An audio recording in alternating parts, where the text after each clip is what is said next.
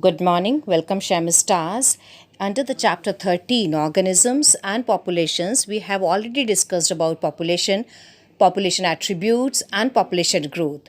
Now, in this presentation, we will be discussing about population interactions and its different types. So, we are going to discuss about mutualism, competition, predation, parasitism, commensalism, and amensalism. Population interactions explain that in nature, animals, plants, and microbes cannot live in isolation, but interact in various ways to form a biological community. Or, in simple words, we can say population interaction is the interaction between different populations. It refers to the effects that the organisms in a community have on one another. Ecology is a vast arena in biology, which is the study of organisms, their distribution and interaction with each other and the environment.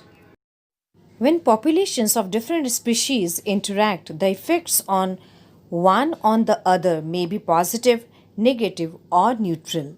Based on that, we can see the different types of interactions among the species which are shown in this slide. If both the species are benefited, then that type of interaction is called mutualism.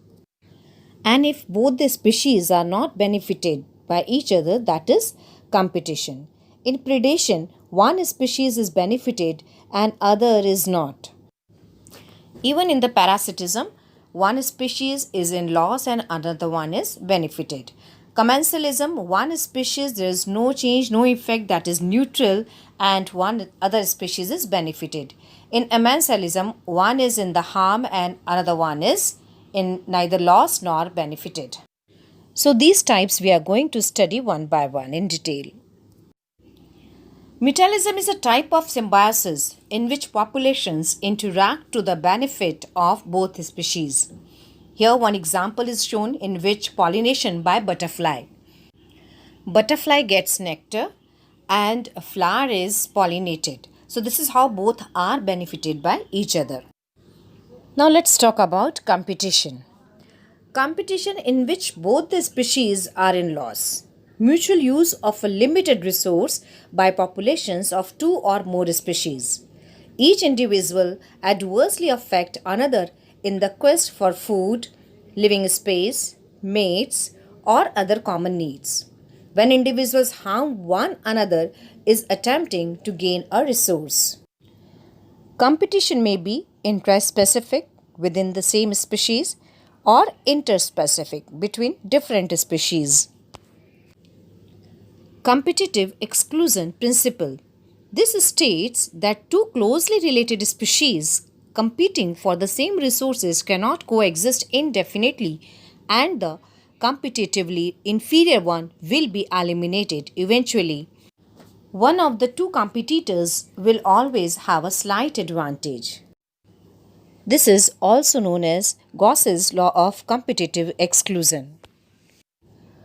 Predation is an interspecific interaction where an animal called predator kills and consumes the other weaker animal called prey.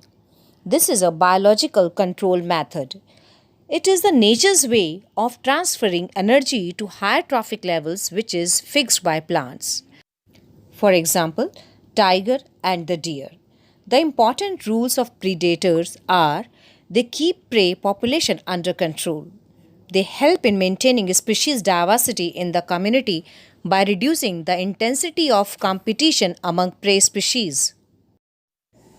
Parasitism is the mode of interaction between two species in which one species, which is called parasite, depends on the other species host for food and shelter.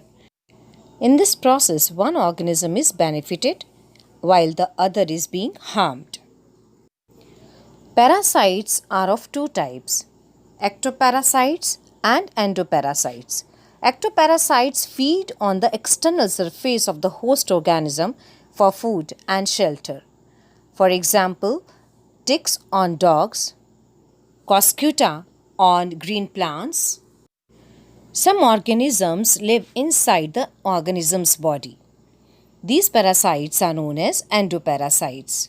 They live for food and shelter. Tapeworm, Plasmodium are the best known example of endoparasites. Let's talk about commensalism. This is the interaction between two species where one species is benefited and the other is neither harmed nor benefited. Species involved live together without entering into any kind of physiological exchange. Best known example is cattle egret. This bird is often found around grazing herbivores. Because the cattle, as they move, stir up the bushes, the insects are flushed out from the vegetation to be catched by the cattle egrets. The last type of interaction that we are going to discuss today, that is amensalism. Let's understand what is it. It is an interaction between different species in which one species is harmed and other is neither benefited nor harmed.